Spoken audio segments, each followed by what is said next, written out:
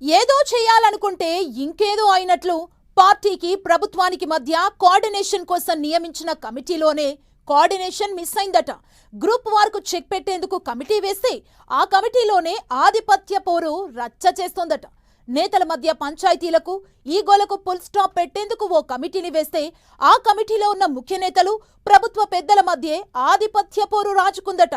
ఈ మధ్య ఢిల్లీలో జరిగిన మీటింగ్లో కీలక నేతల గ్యాప్ ఏర్పడిందట. కోఆర్డినేషన్ కమిటీ భేటీ జరిగిన తీరు సీనియర్ నేతల ఈగోలను హత్యేసిందట. ఓ ముఖ్య నేత కన్నెర చేయడంపై అటు ప్రభుత్వంలో ఇటు పార్టీలో జోరుగా చర్చ నడుస్తోంది. ఇంతకీ కోఆర్డినేషన్ కమిటీలో క్లాషెస్ ఎందుకు? ఎక్కడ తేడా కొట్టింది?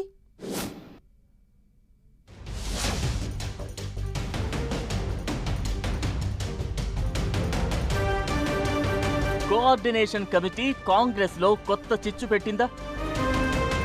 కోఆర్డినేషన్ కమిటీకి ఫుల్ పవర్స్, ప్రభుత్వ పెద్దల ఫైర్. ప్రభుత్వ పాలసీపై పార్టీ కమిటీలో ఎలా చర్చిస్తామంటూ గుస్సా. వంశీచంద్ అధ్యక్షతన కోఆర్డినేషన్ కమిటీ భేటీ, సీనియర్స్ ఈగో హట్. తెలంగాణలో అధికార కాంగ్రెస్ లీడర్లు ప్రభుత్వంలోని ముఖ్య నేతల మధ్య 2-3 రోజులుగా ఒక అంశం డిస్కషన్ పాయింట్ గా మారింది. ఏ ఇద్దరు నేతలు కలిసినా ఇదే టాపిక్ పై చర్చ జరుగుతుంది. అసలు ఏం జరుగుతుంది? ఇంత దుమారం చెలరేగడానికి కారణమేంటనేది హాట్ టాపిక్ గా నడుస్తోంది. అయితే దీనంతటికీ కారణం కాంగ్రెస్ కోఆర్డినేషన్ కమిటీనే అని అందరూ ఓ అంచనాకు వచ్చేశారట. కాంగ్రెస్ పార్టీ అధిష్టానం కొన్ని రోజుల క్రితం ఒక కమిటీని ఏర్పాటు చేసింది. ప్రభుత్వం పార్టీ మధ్య సమన్వయం ఉండేలా కోఆర్డినేషన్ కమిటీని నియమించారు. CM Revanth Reddy, deputy CM Bhatti Vikramarka, PCC chief Mahesh Kumar Goud, in charge Meenakshi Natarajan, మంత్రులు ఉత్తమ్ కుమార్ రెడ్డి, దామోదర రాజనరసింహ, సీతక్కలతో పాటు ఏఐసీసీ నేత చల్ల వంశీచంద్ రెడ్డిలు ఈ కమిటీలో సభ్యులుగా ఉన్నారు.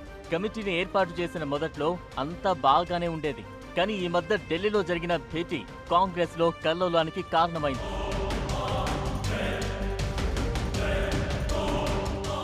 మీటింగ్ జరిగిన విధానం, తీసుకున్న నిర్ణయాలపై సీఎం రేవంత్ రెడ్డి సహా సీనియర్లు గుస్సా అవుతున్నారట. 4-5 రోజుల క్రితం ఢిల్లీలో కోఆర్డినేషన్ కమిటీ మీటింగ్ జరిగింది. ఈ సమావేశాన్ని AICC general secretary KC Venugopal నిర్వహిస్తారని మొదట సమాచారం ఇచ్చారు. మీటింగ్ సమయానికి కేసీ వేణుగోపాల్ పార్లమెంట్ కు వెళ్లిపోవడంతో వంశీచంద్ రెడ్డి సమావేశాన్ని లీడ్ చేస్తారని సూచించారట. ఎప్పుడైతే భేటీని వంశీ లీడ్ చేస్తారని తెలిసిందో అప్పుడే ముఖ్య నేతల ఈగో బాగా హర్ట్ అయిందట. వాస్తవానికి వంశీ ఏఐసీసీలో కీలక నేతనే కావచ్చు, కానీ తెలంగాణకు వచ్చేసరికి ఆయన జూనియర్ గా చూస్తారు సీనియర్లు.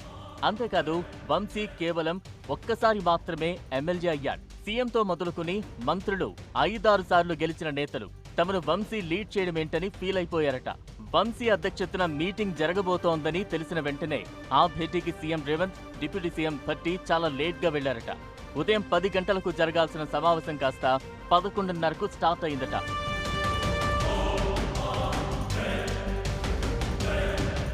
వంశీ ఆధ్వర్యంలో సమావేశం జరగడంతో మంత్రులు కూడా తమ అభిప్రాయాలను చెప్పకుండా సైలెంట్ గా ఉండిపోయారట.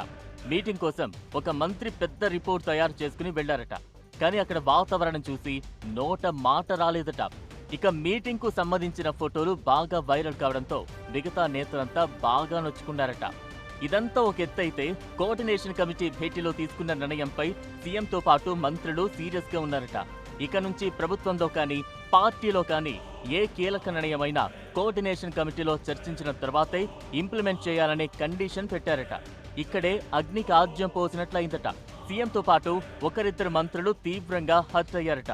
ప్రభుత్వం తీసుకునే డెసిషన్స్ కేబినెట్ లో చర్చించాలే కానీ కోఆర్డినేషన్ కమిటీలో డిస్కస్ చేయాలి అనడం ఏంటనే పాయింట్ పై విభేదాలు తలెత్తాయట.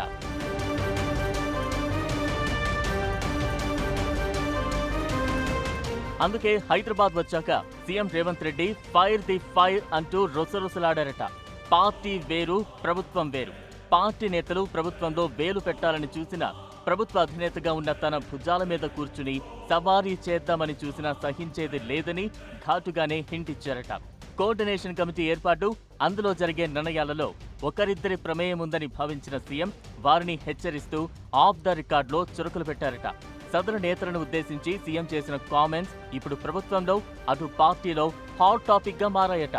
సీఎం ఓ రేంజ్ లో విరుచుకుపడడంతో సదరు నేతలు కూడా కంగు తిన్నారట. ఫైనల్ గా ఇప్పుడు కోఆర్డినేషన్ కమిటీపై నీలి నీడలు కమ్ముకున్నాయట.